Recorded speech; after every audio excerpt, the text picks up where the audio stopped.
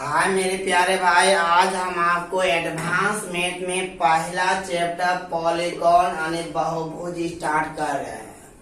और सबसे पहले आज हम आपको इस बारे में, इसके थ्योरी के बारे में पता करेंगे, इसमें क्या क्या चीज पढ़ना पड़ता है। ताकि सबसे पहले हम आपको ये बताना चाहते हैं कि आखिर बहुभुज कहते किसको है।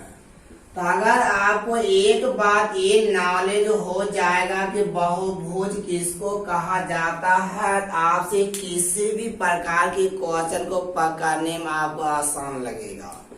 तो आप ध्यान रखिएगा कि कम से कम 3 सरल रेखाओं से घिरा बंद समतल आकृति को बहुभुज कहा जाता है। कम से कम 3 सरल रेखाओं से घिरा बंद समतल आकृति को बहुभुज कहा जाता है। तो अब बात रहा यहाँ पर, ये ध्यान दीजिएगा, और 3 रेखाओं से घिरा बंद आकृति रहेगा तो आप इनको त्रिभुज बोलिएगा। और 4 रेखाओं से घिरा बंद आकृति रहेगा चतुर्भुज बोलिएगा। और 5 रेखाओं से घिरा बंद आकृति रहेगा तो पंचभुज बोलिएगा। और 6 भुजाओं से घिरा बंद आकृति रहेगा षष्ठभुज बोलिएगा। और 10 भुजाओं से घिरा बंद आकृति रहेगा उसको आप 10 भुज बोलिएगा। यहाँ से पता चल गया कि बहुभुज कहा किसको जाता है। कम से कम 3 सरल रेखाओं से घिरा बंद समतल आकृति को बहुभुज कहते हैं। जो 3 रेखाओं से घिरा उसको त्रिभुज बोला जाता है। जो 4 भुजाओं से घिरा हो उसको चतुर्भुज बोला जाता है। जो 5 भुजाओं से घिरा होगा उसको पंचभुज बोला जाता है। तो अब देखिएगा मेरे प्यारे भाई, बहुभुज होता है 2 प्रकार की। तो आप हेडिंग देकर लिखिएगा कि बहुभुज 2 प्रकार की होता है। तो एक पहला होता आपका उत्तल बहुभुज, पहला होता उत्तल बहुभुज और दूसरा होता आपका अवतल बहुभुज। तब हमको ये पता जानना होगा कि पहले उत्तल बहुभुज किसको कहा जाता है, पुनः अवतल बहुभुज किसको कहा जाता है। तो आप पहले हेडिंग दीजिएगा कि बहुभुज 2 प्रकार के होता है।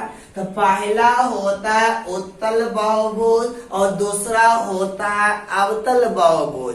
अब देखिएगा, पहले हमको ये पता करना होगा उत्तल बहुभुज किसको कहा जाता है। उत्तल बहुभुज आप किसको बोलेगा ये पहले आप जान जाइए, उसके बाद आप पुनः नोट बना के लिखिएगा। देखिएगा, जिस बहुभुज के सभी अंतःकोण 180 डिग्री से कम होगा उसे आप उत्तल बहुभुज कहिएगा। जैसे अगर हम ए से त्रिभुज की बात करूं, आप इस त्रिभुज के तीनों अंतःकोण अगर आप देखिएगा, यदि ए वाला थीटा होगा तो ए वाला θ1, θ1, ए वाला θ1, या जो भी होगा, ये जो थीटा का जो मान होगा ये हमेशा 180 डिग्री से कम होगा। हम बोले जिस बहुभुज का सभी अंतःकोण 180 डिग्री से कम हो उसे हम उत्तल बहुभुज कहते हैं। जैसे अगर हम ए से चतुर्भुज की बात करूं, इस चतुर्भुज के भी चारों अंतःकोण 180 डिग्री से कम ही हो रहा है। अगर हम इन पंचभुज के बात करूं तो ये पांचों इस पंचभुज के पांचों अंत्य कोणों का जो योग होता है वो हमेशा प्रत्येक अंत्य कोण का मान 180 डिग्री से कम ही होता है। यहाँ से पता चल गया जिस बहुभुज के प्रत्येक अंत्य को 180 डिग्री से कम हो उसे हम क्या बोलते हैं, उसे हम उत्तल बहुभुज बोलते हैं। तो आइए अब हम ये जानना चाहते हैं अब अवतल बहुभुज किसको कहा जाता है।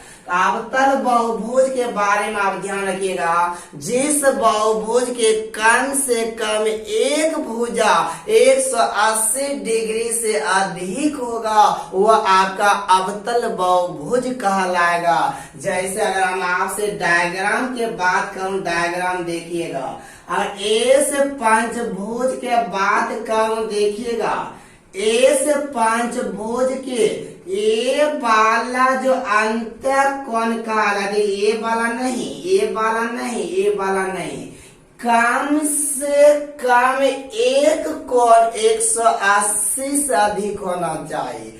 हम बोले अगर ये पूरा का पूरा सीधा रहता तो ये पूरा का पूरा 180 होता, लेकिन ये थोड़ा सा और बढ़ा हुआ है, इसका मतलब ये पूरा जो कोण होगा वो आपका 180 डिग्री से अधिक होगा।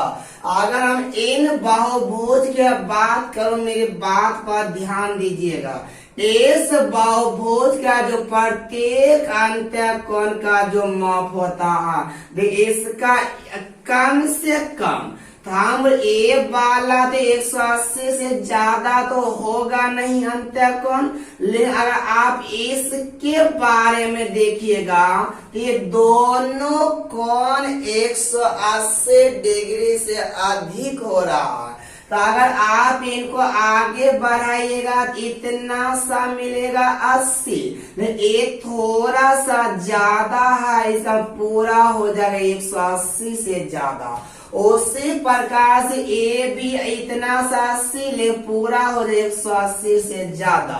तो आपको यहाँ से एक बात ये पता चला, जिस बहुभुज के कम से कम एक कोण, कम से कम एक को, दो भी रहेगा तो चलेगा, तीन गो भी रहेगा चलेगा, चार गो भी रहेगा तो चलेगा, लेकिन कम से कम एक को 180 से ज्यादा होना चाहिए, वही आपका अवतल बहुभुज कहलाएगा। जैसे अगर हम आपसे इस डायग्राम की बात करो तो आप यहाँ पर ध्यान दीजिएगा, हम बोले अगर आपसे इस डायग्राम की बात करूं तो आप मेरे बातों पर ध्यान दीजिएगा।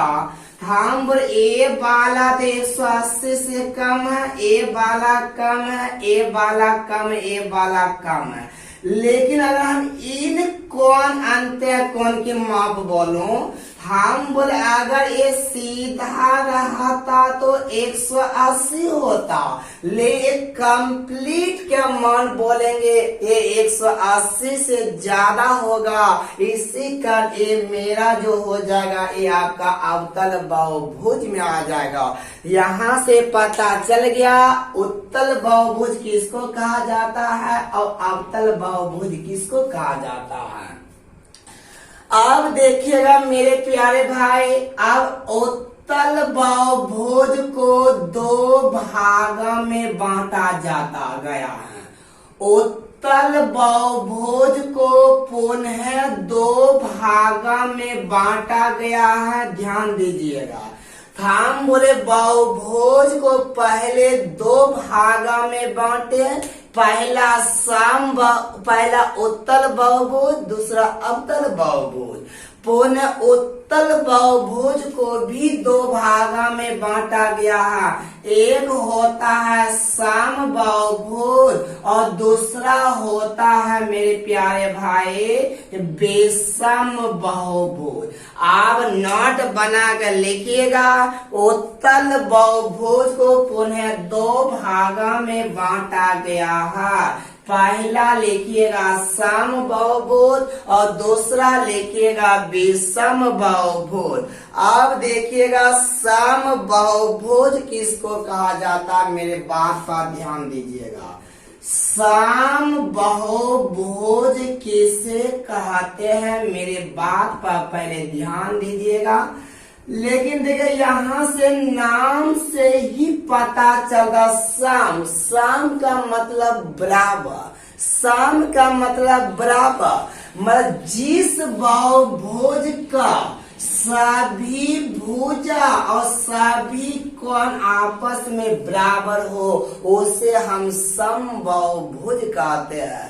और इस त्रिभुज के तीनों भुजा और तीनों अंत्य कोण आपस में बराबर होगा तो ये मेरा सम बहुभुज कहलाएगा। और जब तीनों भुजा बराबर होगा ये तो आपका एक समबाहु त्रिभुज ही न कहलाएगा न। उसी प्रकार से अगर हम इस वर्ग की बात करूं, बोले इस वर्ग की क्या चारों भुजा आपस में समान होता है और चारों कोण आपका 90 डिग्री होता है, तो हम कह सकते हैं ये वर्ग जो होगा ये भी आपका एक सम बहुभुज के अंतर ही आएगा। लेकिन अगर हम इन आयत की बात करूं तो क्या बोले आयत के प्रत्येक भुजा बराबर होता है, इसका मतलब ये सम बहुभुज के अंतर्गत नहीं आएगा। यहाँ से पता जा सम बहुभुज को लिखिएगा जिस बहुभुज के सभी भुजा आपस में समान हो, सभी भुजा एवं सभी कोण आपस में समान हो उसे हम सम बहुभुज कहते हैं। तो अगला हेडिंग दीजिएगा 2 नंबर में विषम बहुभुज किसको कहा जाता है, विषम बहुभुज किसे कहते हैं।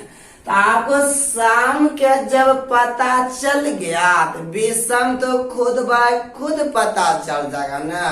मतलब जिस बहुभुज के सभी भुजा आपस में समान ना हो, सभी भुजा आपस में समान ना हो उसे हम विषम बहुभुज कहते हैं।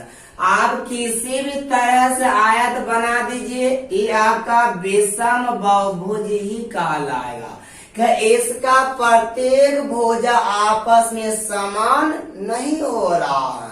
अगर हम इन आकृति की बात बोलो तो ये भी आपका एक विषम बहुभुज में ही आ जाएगा। अगर आप इन आकृति के बात बोलो ये भी आपका एक विषम बहुभुज में ही आ जाएगा। आप किसी भी तरह से डायग्राम बना दो उससे कोई मतलब नहीं है, मतलब रहना चाहिए केवल इतना सा कि जिस बहुभुज के सभी भुजा आपस में समान नहीं हो वह आपका जो कहलाएगा विषम बहुभुज कहलाएगा। यहाँ तक आपको ये बात पता चल गया कि सम बहुभुज किसको कहते हैं और विषम बहुभुज किसको कहा जाता है। आप ध्यान दीजिएगा। अब कुछ खास पॉइंट हम आपको बता रहे हैं, आप उस पॉइंट पर ध्यान दीजिएगा। वैसे आप कोई भी आकृति पर ग्रहण कर सकते हो लेकिन हम आपको केवल समषष्ठभुज पर आपको ग्रहण करवा दिखा रहे हैं। देखिएगा ये जो आकृति जो बना है, रुकिए थोड़ा फिगर साइज बनाते लगेगा, फिगर होना चाहिए। ये वाला आपका देखिएगा समषष्ठभुज बनाए हैं। इस समषष्ठभुज के छावों भुजा की लंबाई आपस में क्या है, बराबर है। और अभी बार जो हमें थ्योरम बता रहे हैं ये नियम केवल आपका सम बहुभुज में ही लागू होगा। तो आप ध्यान दीजिएगा एक बार कि सम बहुभुज में प्रत्येक अंतःकोण का माप आपस में समान होता है। सम बहुभुज में प्रत्येक अंतःकोण का माप आपस में क्या होता है? तो समान होता है। तो आप पॉइंट बनाकर लिखते जाइएगा कि सम बहुभुज में प्रत्येक अंतःकोण का माप आपस में क्या होता है? तो प्रत्येक अंतःकोण का माप आपस में समान होता है। तो आगे हम आपको एक बात बोले, माध्य एक आवाज निकालेंगे तो इनके बारे में टोटल चीज आपको याद हो जाएगा। लेकिन वो एक आवाज निकालने से पहले हम आपको बहुत डीप में बताना चाहते ताकि आप समझ पाइएगा। देखिएगा, सम बहुभुज में केंद्र बिंदु पर बनने वाला सभी अंतःकोण आपस में समान होता है। सम बहुभुज में केंद्र बिंदु पर बनने वाला सभी कोण आपस में क्या होता है? समान होता है। यदि ए वाला थीटा होगा तो ए भी थीटा, थीटा थीटा थीटा ए भी थीटा। यहाँ से दूसरा पॉइंट ये पता चला कि सम बहुभुज में केंद्र बिंदु पर बनने वाला सभी कोण आपस में समान होता है। तो अगला पॉइंट लिखिएगा कि सम बहुभुज में केंद्र बिंदु से शीर्षक की दूरी आपस में समान होता है। सम बहुभुज में केंद्र बिंदु से सभी शीर्षक की दूरी आपस में समान होता है। तो अगला पॉइंट लिखिएगा, देखिए ए से भुजक आगे बढ़ाइएगा, ए वाला बहिष्कोण बनेगा। ए से भुजक आगे बढ़ाएगा, ए वाला बहिष्कोण बनेगा। ए से भुजक आगे बढ़ाइएगा, ए वाला बहिष्कोण बनेगा। ए से भुजक आगे बढ़ाइएगा, ए वाला बहिष्कोण बनेगा। ए से भुजक आगे बढ़े, ए वाला बहिष्कोण बनेगा। ए से भुजक आगे बढ़ाइए, ए वाला बहिष्कोण बनेगा। तो आप ध्यान रखिएगा कि सम बहुभुज में सभी बाह्य कोण आपस में समान होता। जितना ए होगा उतना ए होगा, उतना ये सब आपस में बराबर होगा। लेकिन अब आज के बाद, अभी के बाद केवल एक वर्ड आपको याद करना होगा कि सम बहुभुज में दुनिया के कुछ भी चीज आता हो तो वह हमेशा आपस में क्या होगा? तो बराबर होगा। सम बहुभुज में दुनिया के कोई भी चीज होगा तो वह हमेशा हमेशा बराबर होगा। और सम बहुभुज आपको पता है किसको कहा जाता है? जिस बहुभुज के सभी भुजा आपस में बराबर हो वो आपका सम बहुभुज कहा जाता है। देख, बहुत लोग बहुत टीचर इस बात को नेगेटिव गलत बता देता है। कहता सम बहुभुज ऐसे बोलता, जिसमें भुजा की संख्या सम में रहेगा उसको सम बोलेगा, और जिसमें भुजा की संख्या विषम में रहेगा उसको विषम बोलेगा। जो 4 गो भुजा रहेगा, 6 गो रहेगा, 8 गो बोलेगा सम, 3 गो रहेगा, 5 गो रहेगा, 7 गो तो विषम। आप एक गलत नियम आप इनको बिल्कुल दिमाग से हटा दीजिएगा। तो आप केवल इतना सा दिमाग में रखिएगा, जिस बहुभुज के सभी भुजा आपस में समान हो वह मेरा सम कहलाएगा, और भुजा अलग अलग रहेगा तो वह मेरा विषम बहुभुज कहलाएगा। तो ये बात आपको यहाँ तक पकड़ में आ गया होगा। तो आइए अब हम आपको कुछ आगे के पॉइंट अब आपको बता रहे हैं, ध्यान रखिएगा। अगला पॉइंट हम आपको बता रहे हैं, ध्यान दीजिएगा। जैसे अगर हम इनका बात करूं मेरे प्यारे भाई, ए से त्रिभुज की बात करूं तो आप बता पाइएगा ना? इस त्रिभुज के तीनों अंतःकोण का योग कितना होता है? तो आप कहिएगा ए वाला θ1 होगा, ए वाला θ2 होगा, ए वाला θ3 होगा। लेकिन आप बचपन से पढ़ते हुए आ रहे हो तो आज तक आपको पता है इन त्रिभुज के तीनों अंत कोना का योग 180 डिग्री होता है। लेकिन आप एक बार महसूस कीजिए, अगर हम आपको चतुर्भुज बोलेंगे तो आप बता पाइएगा, ले पंचभुज बोलेंगे, षष्ठभुज बोलेंगे, दशभुज बोलेंगे तो आपको याद होगा नहीं। लेकिन उनके याद करने का हम अभी एक टेक्निक बता रहे हैं जो काफी आसान आपको लगेगा। तो अगर आप मेरे प्यारे भाई इनके तीनों कोना का योग निकालिएगा तो मान ए वाला θ1 है, ए वाला θ2 है, ए वाला θ3 है। अगर आज इन तीनों कोना का योग पूछा जा तो आप हमेशा ध्यान रखिएगा, दुनिया की कोई भी बहुभुज होगा, चाहे वह त्रिभुज हो, चाहे वह चतुर्भुज हो, चाहे वह पंचभुज हो, चाहे वह दशभुज हो, दुनिया की कोई भी बहुभुज होगा तो सभी अंत कोना का जो योग होगा वो योग होता है 2n-4 into 90 degree. 2n-4 into 90 degree, जहां मेरे प्यारे भाई n जो कहलाएगा वो आपका भुजा की संख्या कहलाएगा। n जो आपका कहलाएगा वो भुजा की क्या कहलाएगा, आपका संख्या कहलाएगा। तो आप इनको बहुत अच्छे से एक बार उतारिए, हम इस पर कुछ विशेष बात आपसे कर रहे हैं। हम बोले कोई भी बहुभुज में सभी अंत कोना का योग क्या होगा, तो 2n-4 इंटू 90 डिग्री।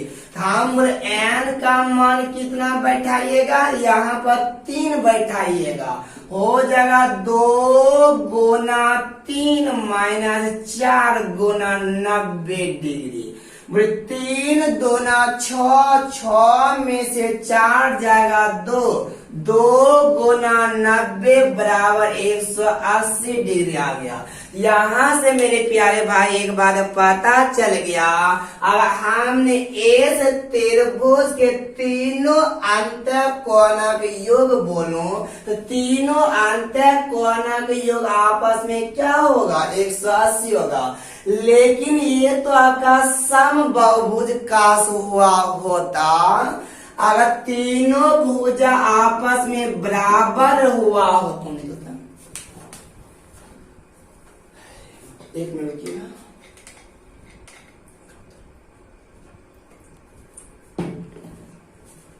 अगर आपको यहाँ पर तीनों भुजा समान रहा हुआ होता तो आप कहिएगा कि तीनों कोण भी तो आपस में समान हो जाएगा न।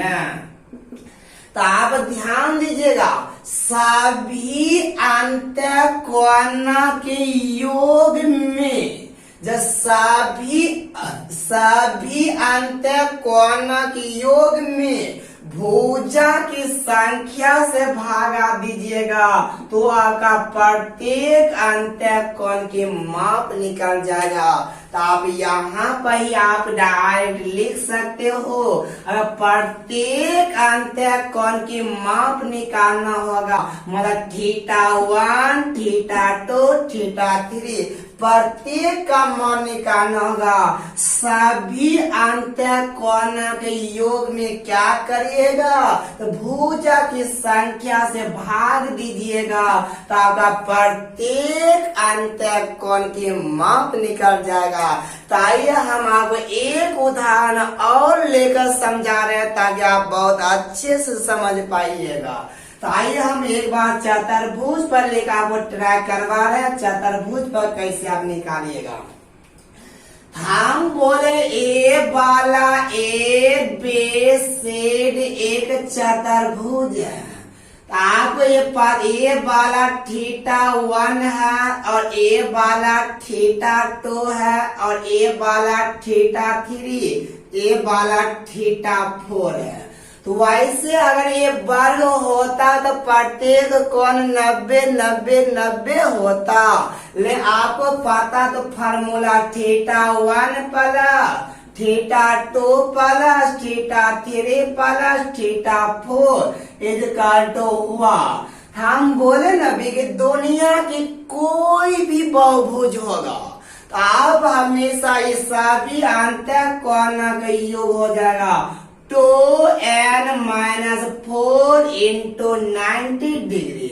n के जगह पर 4 भुजा है, 4 बैठाइए, 2 गुना 4 माइनस 4 गुना 90 डिग्री, 4 दूना 8 में 4 जगह 4 गुना 90 बराबर 360। यहाँ से पता चल गया इस त्रिभुज इस चतुर्भुज के चारों कोणों का योग, चारों अंत कोणों का योग जो मिला वो 360 डिग्री मिला है। अगर प्रत्येक अंत कोण निकालेगा मेरे प्यारे भाई, अगर प्रत्येक अंत कोण निकालेगा तभी हम आपको सिखाया है कि सभी अंत कोण के योग में, सभी अंत कोण के योग में भुजा की संख्या से आप भाग दीजिए। 4 से काटिएगा तो 90 आएगा।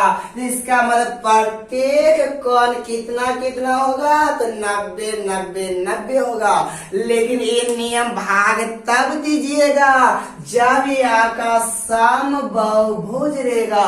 और आपके एग्जाम में हमेशा समबाहुभुज से ही क्वेश्चन पूछा जाता है। आज तक रिकॉर्ड है कि विषम बहुभुज से एक भी क्वेश्चन नहीं पूछा। तो आइए हम थ्योरम को आगे अब बढ़ाते हैं। अगला थ्योरम देखिएगा, थ्योरम क्या कहा था मेरे प्यारे भाई। तो अगला थ्योरम देखिएगा क्या कहा था, अभी हम आपको बताए, ध्यान रखिएगा। इस त्रिभुज के तीनों अंत कोणों का योग कितना होता है 180। अगर ए वाला 60 होगा, ए वाला 60, ए भी 60। आप ध्यान रखिएगा केवल इतना सा, हम बोले कोई भी स्ट्रेट लाइन पर हमेशा 180 का कोण बनता है। और इस रेखा को आगे बढ़ाएगा ए वाला कितना होगा 120 हो जाएगा। तो ए वाला आगे बढ़ाइएगा, ए वाला भी 120 हो, तब न 180 होगा। और इस वाला को आगे बढ़ेगा ए वाला भी 120 होगा। यहाँ से पता चल गया 120 120 120 आगे 120 गुना 3 करिए, 120 120 120 3 बार जोड़िए, बतवा तो सेम ही होगा ना। 120 गुना 3 360 मिल गया।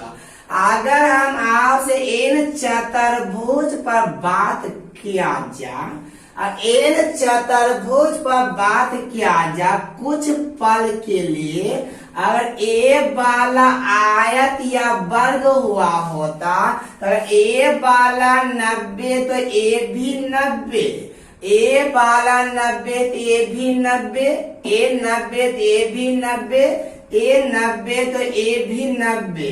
एक कोण 90 कहिएगा 90 90 90 90 4 बार 90 चौका 360। तो आप कहिएगा इस डायग्राम से आप बताना हमको क्या चाहते हो।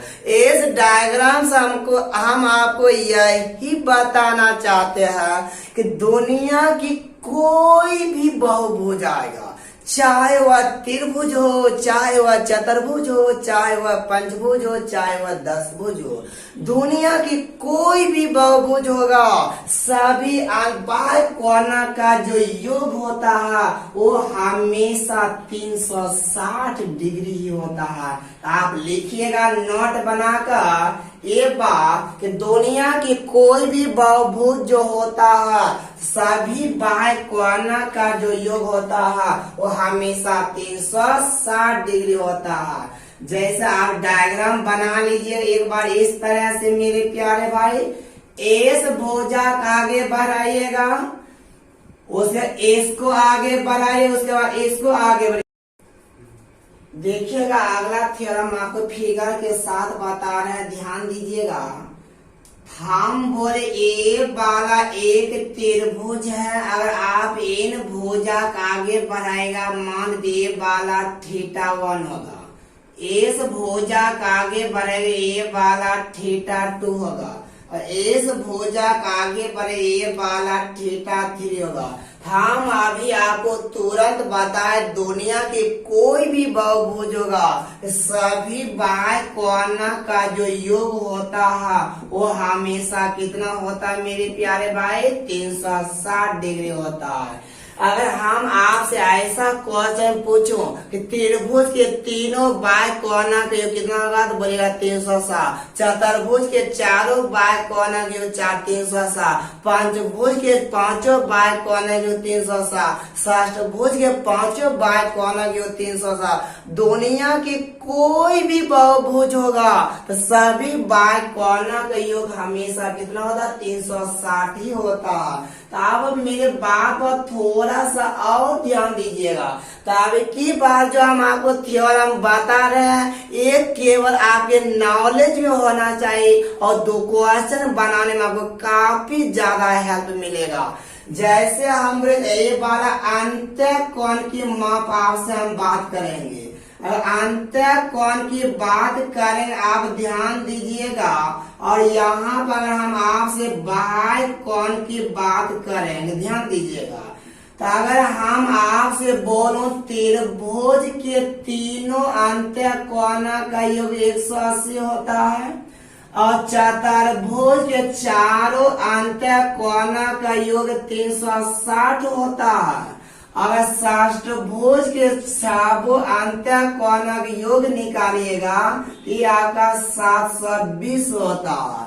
लेकिन त्रिभुज के तीनों बाह्य कोना का योग 360, चतुर्भुज के तीनों का योग 360, षष्ठभुज के तीनों का योग 360। यहाँ से देखिए हम आपको बताना क्या चाहते हैं और आपको क्या जानना होगा, इस बात को ध्यान रखिएगा।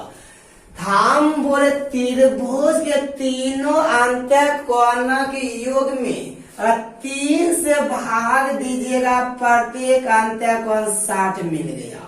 चतुर्भुज में 4 से भागा दीजिएगा, 90 आ जाएगा। षष्ठभुज में 6 से भागा दीजिएगा, 120 आ गया।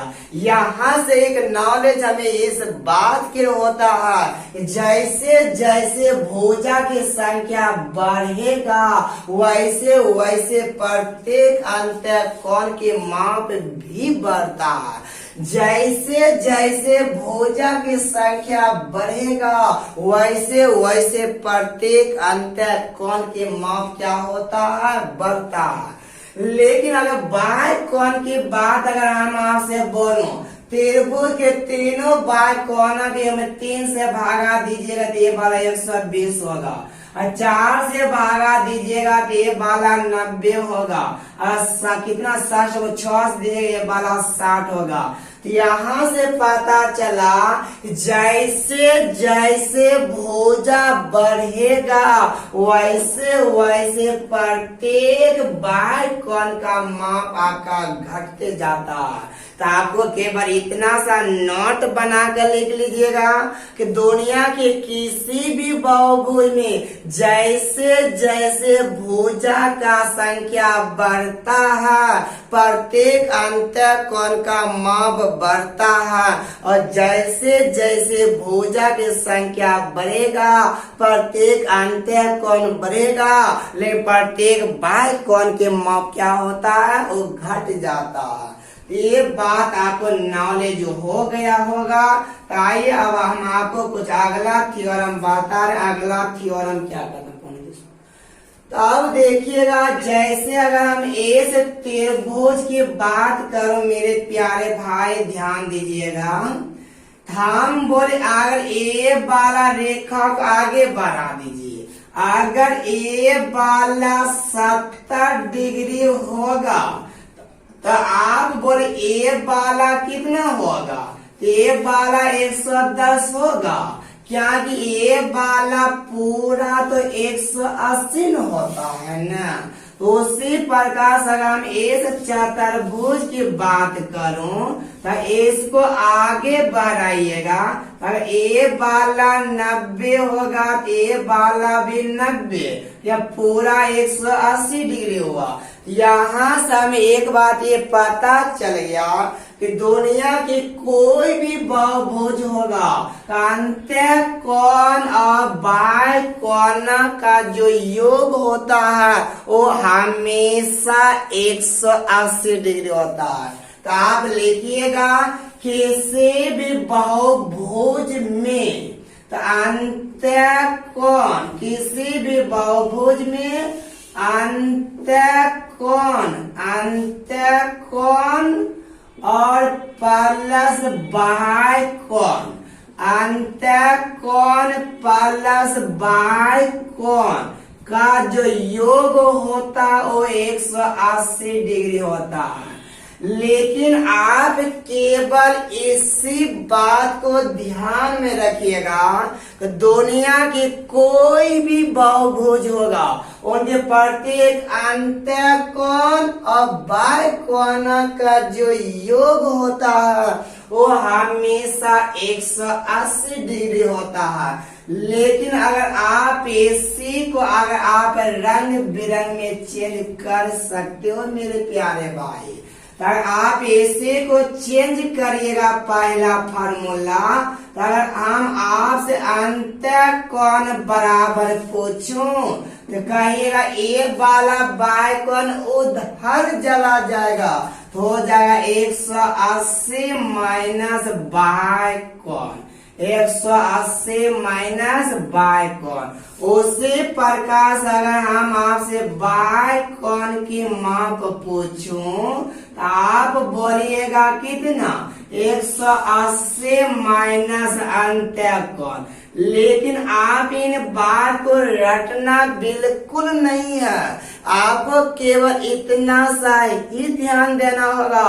दुनिया की कोई भी बहुभुज होगा उनके अंत्य कोण और बाह्य कोण का जो योग होता है वो हमेशा 180 होगा। जैसे आपसे बोलेगा किसी बहुभुज के प्रत्येक अंत्य कोण 120 डिग्री है, तो आप कहेगा प्रत्येक अंत्य कोण 120 डिग्री है, तो 180 में से 120 घटा देंगे तो उनका प्रत्येक बाह्य कोण 60 डिग्री मिल जाएगा। तो आपसे बोले किसी बहुभुज के प्रत्येक बाह्य कोण 70 डिग्री है, और कहिए यहाँ से अंत्य कोण आपसे निकाल ही लीजिएगा। कहेगा दोनों का मिला कर 180, दोनों के योग में अगर बाह्य कोण 70 घटा देंगे तो ये मेरा अंत्य कोण निकल जाएगा। आपको ये बात पता चल गया होगा। तो आइए हम आपको अगला थ्योरम बता रहे हैं। अगला थ्योरम क्या कहता है मेरे प्यारे भाई, तो थोड़ा सा मेरे बात पर ध्यान दीजिएगा। तो अगला थ्योरम देखिएगा। अगला थ्योरम आपको विकर्ण से संबंधित हम आपको पहले बता रहे हैं। तो पहले हम आपको कुछ बेसिक बात पर विचार करेंगे, उसके बाद आपको कुछ नई दुनिया में भी तुरंत लेकर चले जाएंगे। आप ध्यान दीजिएगा। तो आपको सबसे पहले तो आपको ये नॉलेज होना चाहिए आखिर विकर्ण किसको बोला जाता है। तो आपको विकर्ण के बारे में पता होगा, किसी भी दो कॉर्नर को मिलाने पर जो एक रेखा होता है उसी को हमने क्या बोलते हैं, विकर्ण बोलते हैं। तो आप बोलिएगा इन दो कॉर्नर को मिलाइएगा एक विकर्ण के निर्माण हुआ, इन दो विकर्णों को मिलाइएगा एक विकर्ण का निर्माण हुआ। तो आप कहिएगा इस चतुर्भुज में विकर्ण की संख्या कितना होता है, 2 होता है। तो आपसे कहिएगा मात्र चतुर्भुज एक ऐसा बहुभुज है जिसमें विकर्ण की संख्या कम से कम वो 2 ही होता है। तो आपसे बोलेगा ऐसा क्वेश्चन, ऐसा कौन सा बहुभुज है जो विकर्ण की संख्या सबसे कम होता है? तो वह एक मेरा चतुर्भुज है जो विकर्ण की संख्या केवल 2 होता है। लेकिन अगर हम इस त्रिभुज की बात करूं, कहिएगा ए वाला एगो विकर्ण कहलाएगा? बिल्कुल नहीं कहलाएगा। ए वाला तो आपका लंब कहलाएगा। ए वाला यहाँ से यहाँ मिला दिए विकर्ण कहला? बिल्कुल नहीं कहलाएगा। यहाँ से एक नॉलेज ये भी हुआ मेरे प्यारे भाई कि त्रिभुज एक ऐसा बहुभुज है कि त्रिभुज एक ऐसा बहुभुज है जिसमें विकर्ण की संख्या 1 भी नहीं होता है। विकर्ण की संख्या कितना होता है? 0 होता है। यहाँ से एक बात पता चला कि त्रिभुज मात्र एक ऐसा बहुभुज है, त्रिभुज मात्र एक ऐसा बहुभुज है जिसमें विकर्ण की संख्या 1 भी नहीं होता है। तो आइए अब हम कुछ अगला डायग्राम को आपको पहले ट्रैक करवा रहे हैं, उसके बाद पुनः हम आपको इनका कुछ बेसिक बात बताएंगे। आप पहले मेरे बात का ध्यान दीजिएगा। देखिएगा, अगर हम इन षष्ठभुज की बात करूं, आप बताइए कि इन षष्ठभुज में विकर्ण की संख्या क्या होगा? और हमें पहले बताने से आप एक बार हमारे कमेंट में बताइए कि षष्ठभुज में विकर्ण कितना होता है। तो अगर नहीं पता होगा तो हम आपको अभी तुरंत बता रहे हैं। अरे आपको मालूम है तो आप अभी तुरंत हमारे कमेंट में बताइए कि इस षष्ठभुज में विकर्ण की संख्या क्या होगा। लेकिन आप यहाँ तक खींच पाइएगा, लेकिन बड़ा 10 भुज देगा, 15 भुज देगा, 20 भुज देगा, तो आप वहां पर विकर्ण नहीं खींच पाइएगा। तो आइए इसमें जानना चाहते हैं इस षष्ठभुज में विकर्ण की संख्या कितना होता है। कहिएगा आपने यहाँ से अगर इस कॉर्नर को मिलाइएगा तो 1 विकर्ण, यहाँ से यहाँ मिलाइएगा तो 1 विकर्ण, यहाँ से यहाँ मिलाइएगा तो 1 विकर्ण। हमें पता चला इस बिंदु से कितना विकर्ण खिंचाया? 3 विकर्ण खिंचाया है। अगर आप यहाँ से मिलाइएगा तो ए वाला 1 विकर्ण, यहाँ से मिलाइएगा तो ए वाला 1 विकर्ण, यहाँ से मिलाए ए वाला 1 विकर्ण, यहाँ से भी आपका 3 विकर्ण। कटता भी क्या? इधर कर दो। यहाँ से खींचे तो आपका ये 3 कहलाया। पूरे यहाँ से मिलाइएगा तो ए वाला 1 विकर्ण, और यहाँ से मिलाएगा तो ए वाला 1 विकर्ण, ए वाला पहले से खींचा, यहाँ से मिला हुआ आपका 2 विकर्ण। यहाँ से खींचिएगा तब ए वाला 1 विकर्ण, ए वाला पहले से खींचा हुआ है, एक खींचा हुआ, यहाँ से 1 विकर्ण। यहाँ से देखिए तीनों तरफ खींचा, यहाँ पर 0, यहाँ भी 0। तो आप इस षष्ठभुज में टोटल विकर्ण गिनिए, आ गया 3 plus 3 plus 2 plus 1 plus 0 plus 0। आपका टोटल विकर्ण है 3 3 6 3 9। यहाँ से पता चल गया इस षष्ठभुज में विकर्ण की कुल संख्या कितना होता है? 6 होता है। अब आइए ध्यान के घुमा दो। आप देखिए, अब इसमें आप फार्मूला अगर आप बनाइएगा तो कैसे बनाइएगा, मेरे बात पर ध्यान दीजिएगा। दुनिया की कोई भी बहुभुज होगा, किसी भी बहुभुज में विकर्ण की संख्या, किसी भी बहुभुज में विकर्ण की संख्या, अगर विकर्ण की संख्या अगर आपको निकालना होगा, आप एक फार्मूला को ध्यान में रखिएगा। होता है n इंटू n माइनस 3/2 होता है, जहां पर आपका n जो कहलाएगा, n बराबर कहलाएगा भुजा की संख्या कहलाएगा। n जो कहलाएगा आपका भुजा की संख्या कहलाएगा। यहाँ से पता चल गया दुनिया की कोई भी बहुभुज होगा, और उसमें हमें विकर्ण की संख्या निकालना होगा, तो विकर्ण की संख्या बराबर होता है n इंटू n माइनस 3/2, जहाँ n कहलाएगा भुजा की संख्या, और त्रिभुज रहेगा तो n का काम 3 करेगा, चतुर्भुज रहेगा तो n का काम 4 करेगा, पंचभुज रहेगा तो n का काम 5 करेगा, और 10 भुज रहेगा तो n का काम 10 करेगा। इस पर एक क्वेश्चन देखते हैं, क्वेश्चन क्या कहना चाहता है मेरे प्यारे भाई, ध्यान दीजिएगा। अगर हम आपसे बोलोगे इस षष्ठभुज के इस षष्ठभुज में विकर्ण की संख्या कितना होगा, तो आप कहिएगा दुनिया की कोई भी बहुभुज हो, किसी भी बहुभुज में विकर्ण की संख्या जो निकालना होता है वो n इंटू n माइनस 3/2 होता है।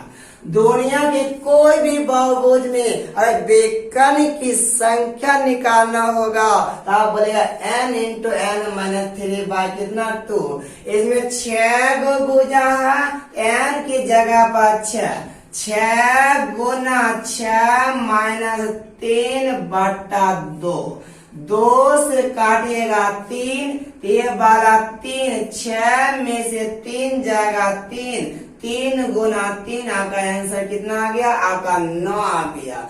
यहाँ से पता चल गया आपको एक बात ये भी कि दुनिया की कोई भी बहुभुज में अगर विकर्ण की संख्या निकालना होगा तो होता है n इंटू n माइनस 3/2। और आपको अभी तुरंत एक बात ये भी पता है, दुनिया की कोई भी बहुभुज होगा सभी अंतर कोणों के 2n माइनस 4 इंटू 90 डिग्री, और सभी अंतर कोणों की योग में, और सभी अंतर कोणों के योग में और भुजा के संख्या से भागा दीजिएगा, ये आपका जो मिलेगा ये आपका प्रत्येक अंतर कोण मिल जाएगा, ये आपका प्रत्येक अंतर कोण मिल जाएगा। उसी प्रकार से किसी सभी बाह्य कोणों के योग में, सभी बाह्य कोणों के योग 360, इसमें अगर n से कटता नहीं ना, सभी बाह्य कोणों के योग में अगर n से भागा दीजिएगा ये भी आपका प्रत्येक बाह्य कोण का माप मिल जाएगा। तो आइए आपको एक बात पता चल गया, अब आइए अगला थ्योरम आपको बता रहे हैं, ध्यान दीजिएगा। अगला थ्योरम जो बता रहे मेरे प्यारे भाई उतना अच्छा है, उतना अच्छा हम कह नहीं सकते हैं। और ये थ्योरम आपको दुनिया के किसी भी प्रकार के बुक उल्टा लीजिए आपको ये थ्योरम मिलने वाला नहीं है, लेकिन आप मेरे बात पर ध्यान दीजिएगा। जैसे अगर हम बोलेंगे ओ केंद्र वाला एक वृत्त है, फिर हम आपको यहाँ पर एक त्रिभुज लेकर समझा रहे हैं, लेकिन आप दुनिया के कोई भी बहुभुज बना लीजिएगा, ये जो आपका कहलाएगा, ये जो आप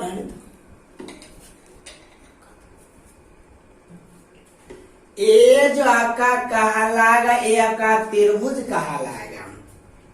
ऐसे को बाह्य वृत्त या तो इसी का दूसरा नाम रखा गया है मेरे प्यारे भाई परिवृत्त।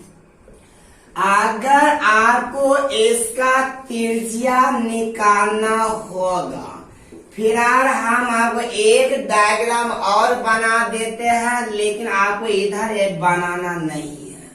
जैसे हम ए वाला चतुर्भुज रहेगा, ए वाला अगर आपसे चतुर्भुज रहेगा, ए वाला त्रिज्या, ए वाला त्रिज्या, ए वाला त्रिज्या, ए वाला भी त्रिज्या, आने दुनिया की कोई भी बहुभुज रहेगा, चाहे वह त्रिभुज हो, चाहे चतुर्भुज हो, चाहे पंचभुज हो, कोई भी बहुभुज में अगर बाह्य वृत्त की त्रिज्या यदि निकालना होगा, बाह्य वृत्त की त्रिज्या यानी आपको यदि आर निकालना होगा तो आप क्या करिएगा मेरे प्यारे भाई, ध्यान रखिएगा। मान लेते इस त्रिभुज के भुजा की लंबाई ए है, फिलहाल हम आपको इस त्रिभुज पर ट्राई करवा रहे हैं, लेकिन आप दुनिया के कोई भी बहुभुज में लागू आप करिएगा तो आपका आंसर बिल्कुल आएगा।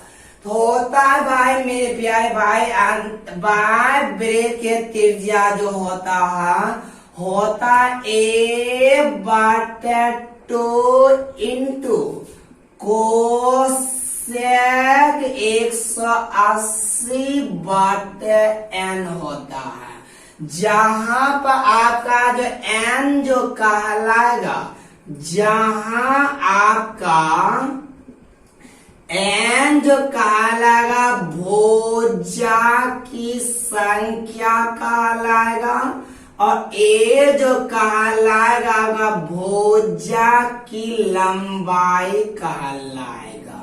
ये आपका जो कहलाएगा n भुजा, ए भुजा की लंबाई कहलाएगा, और n जो कहलाएगा भुजा की संख्या कहलाएगा। फिलहाल हम यहाँ पे एक बार मान को पुट करके आपके सामने रख देते हैं। तो हम यहाँ पे ए का काम ए करेगा, ए बाय 2 इंटू हो जाएगा कोसेक इंटू 180 बटे n। n का मतलब 3 भुजा है, n का काम 3 से काटिएगा 60। कोसेक 60 का मतलब होता है √2 नहीं, साइन 60 का मतलब √3/2, तो कोसेक 60 का मतलब होगा 2/√3। ए बटे 2 यह मान पुट करिएगा 2/√3, 2 से 2 कैंसिल और a बटा √3। पूरा दुनिया रटाते रहता है, आप इन फार्मूला को रटिए। समबाहु त्रिभुज में बाह्य वृत्त की त्रिज्या a बटा √3, लेकिन हम बोलेंगे नहीं रटिए।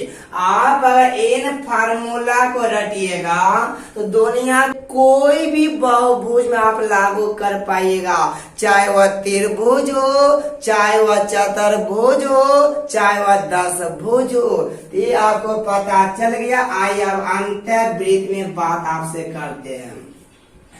अगर अंतःवृत्त आपको निकालना होगा तब आप क्या करिएगा, मेरे बात पर थोड़ा सा ध्यान दीजिएगा।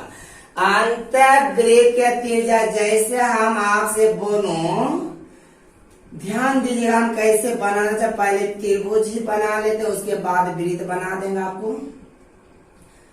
ए वाला मान के चले एशियन त्रिज्या वाला एक वृत्त, एक त्रिभुज है। ए वाला एक त्रिभुज है जिसकी भुजा की लंबाई ए है, इसकी त्रिज्या आर होगा, ए भी आर होगा। तो ये जो आपका कहलाएगा, ये आपका अंतःवृत्त कहलाएगा। आप ध्यान रखिएगा, बाह्य वृत्त का दूसरा नाम परिवृत्त है, लेकिन इसका केवल एक ही नाम है। तो अगर आपने अंतःवृत्त की त्रिज्या, अंतःवृत्त की अगर त्रिज्या अगर आप निकालिएगा तो अंतःवृत्त की त्रिज्या होता है दोनों बिल्कुल सेम फार्मूला होता है। वहां पर लिखे थे a/2 इंटू, यहाँ पर कोसेक ने लिखे थे। आप कोसेक पर के जगह पर केवल कॉट कर दीजिएगा। कोसेक के जगह पर केवल कॉट 180/n कर दीजिएगा। वही कहलाएगा यहाँ भी n जो कहलाएगा भुजा की संख्या और a जो कहलाएगा भुजा की लंबाई कहलाएगा। हो जाए a/2 इंटू कॉट हो जाएगा 180/3, 3 से काटिएगा 7, हो जाए a/2 कॉट 60 का मतलब 1/√3। a/2 रूट कितना आ गया 3 आ गया। लेकिन आप ध्यान रखिएगा बाय वृत्त के त्रिज्या में केवल यहाँ कोसेक होता है और अंत वृत्त के त्रिज्या में यहाँ केवल कॉट होता है। यहाँ तक आपको थ्योरम पता चल गया और मेरे साथ आप मात्र 2 मिनट और टिकिए। हम आपको कंप्लीट थ्योरम जो अभी तक आपको बताए हैं मेन पॉइंट आपको मात्र 2 मिनट में आपको रिवीजन करवा के पूरे थ्योरम को रख देते हैं। देखिएगा हमें पता चला कोई भी समबाहुभुज रहेगा, किसी भी समबाहुभुज में प्रत्येक अंतः कोण ऐसे रखिएगा। दुनिया की कोई भी बहुभुज में समबाहुभुज के अंतर्गत दुनिया के कोई भी क्वेश्चन आएगा हमेशा उसमें सब बराबर होता है। और बोले तो दुनिया कोई भी बहुभुज में सभी अंतः कोणों का योग 2n-4 इंटू कितना होता है 90 डिग्री होता है। और किसी भी बहुभुज में सभी बाह्य कोणों का योग हमेशा 360 डिग्री होता है। और बोले दुनिया की कोई भी बहुभुज होगा विकर्ण की संख्या n इंटू n-3/2 होता है।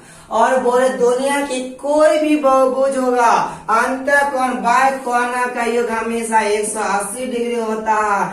आप मात्र ये 4 को फार्मूला याद रखिएगा तो आपको कल जो क्वेश्चन बताएंगे अगला वीडियो में वहां पर आपको बहुत ज्यादा स्पीड में बना पाइएगा। कोई भी बहुभुज अंतःकोण 2n-4 इंटू 90 डिग्री और सभी बाह्य कोणों का योग 360 होता है।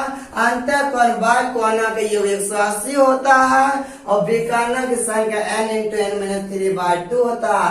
मात्र आप इन 4 फार्मूला के एक बार फिर से रिवाइज कर लीजिएगा तो आपका कल बहुत ज्यादा स्पीड में क्वेश्चन बताएंगे।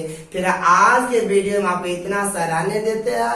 यदि आपको ये वीडियो अच्छा लग रहा है वीडियो को लाइक कीजिएगा और शेयर कीजिएगा। अभी तक मेरे चैनल को सब्सक्राइब नहीं किए हो तो मेरे चैनल को सब्सक्राइब करेगा। Thank you.